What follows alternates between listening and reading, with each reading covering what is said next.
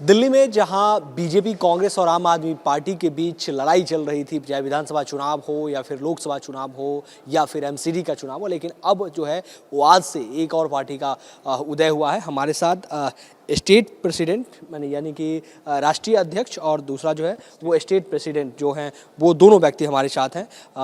ये बताइए कि आज आपकी पार्टी का, भारतीय उद्यम पार्टी का आपका आज शुभारंभ हुआ है। जरूरत क्या पड़ी कि भाई एक पार्टी लॉन्च करना पड़ा? दरअसल ये ज़रूरत आज नहीं महसूस हुई।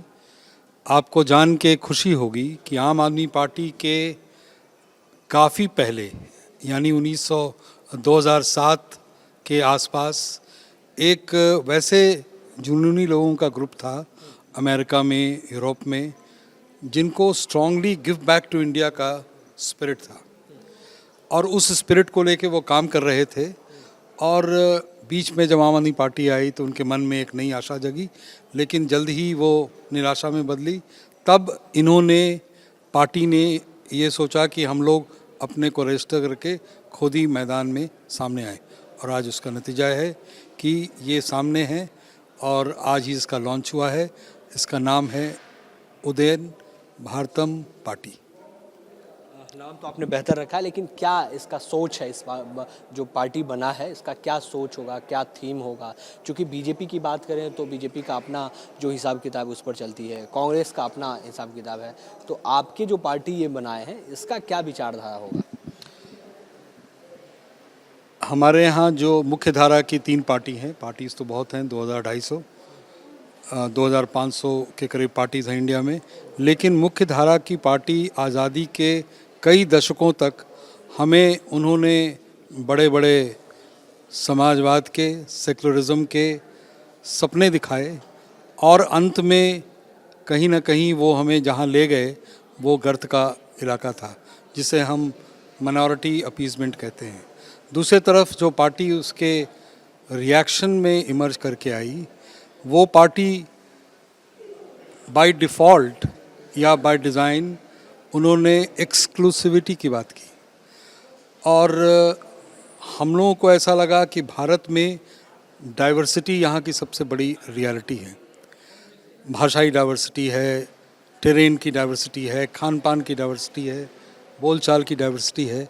उस डाइवर्सिटी को एड्रेस हम एक्सक्लूसिविटी से कर ही नहीं सकते और इसीलिए हम लोगों का जो मेजर थ्रस्ट है वो डाइवर्सिटी फर्स्ट पे है और उस मामले में हम लोग बाकी ये 2 मुख्य धारा की पार्टी से अलग हैं।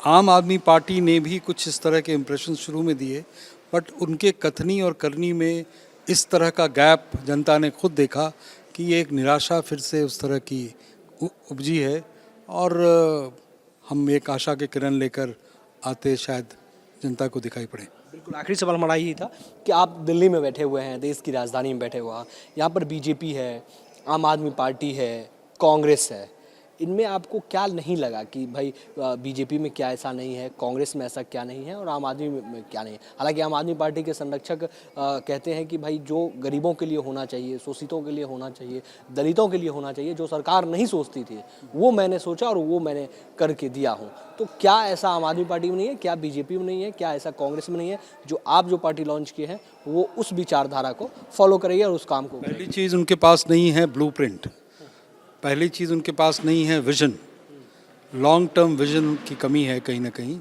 और वो एक तरह के जुगाड़ की राजनीति वो कर रहे हैं। उसी जुगाड़ की राजनीति का एक नतीजा है फ्रीबीज। तो कहीं ना कहीं उनके पास ब्लूप्रिंट नहीं था। आज अभी जो पैनल डिस्कशंस होने जा रहे हैं और पहले सत्र में भी जो बात हुई है, हर मुद्दे पर एक ब्लूप्रिंट है कि कैसे इसे कार्यान्वित किया जाएगा। तो उस मामले में वो केवल वादा नहीं है, वादा के साथ एक रिसर्च जिसको हम फुल प्रूफ ब्लूप्रिंट करते हैं, रोड मैप कहते हैं, वो हमारे पास है। और पिछले 18 साल से राजेंद्र जी और इनकी पूरी कोर टीम इस पे लगातार विचार विमर्श, डिबेट, डिस्कशंस करते रहे हैं। तो उसमें बहुत कुछ है जिसकी झलक अगर आपको थोड़ी फुर्सत हो तो पैनल डिस्कशन के सामने आपके सामने भी पेश होगा। I'll answer that in English.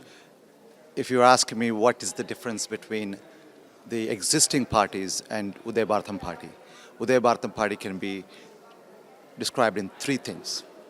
It's a party with an ideology that is all-inclusive, a party with a vision, and that vision to transform India into a developed nation, Bharat. These are the three most cardinal things that Uday Bhartam Party is founded on. So, an ideology, a vision to transform India into a developed nation called Bharat. That every citizen in this country prides of its identity, its cultural heritage, who we are, what we are, and evolve into a nation that is a vibrant economy, that has a vibrant economy, and emerge as a global leader in the 21st century.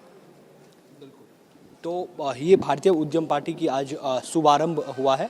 इसमें कई NRI भी शामिल हैं। आपने state president की बातें को सुना, आपने राष्ट्रीय अध्यक्ष की बातों को सुना। उन्होंने कहा कि इसका जो भी पार्टी है उसका कोई आइडियोलॉजी नहीं है, खासकर ना उसका कोई ब्लूप्रिंट होता है।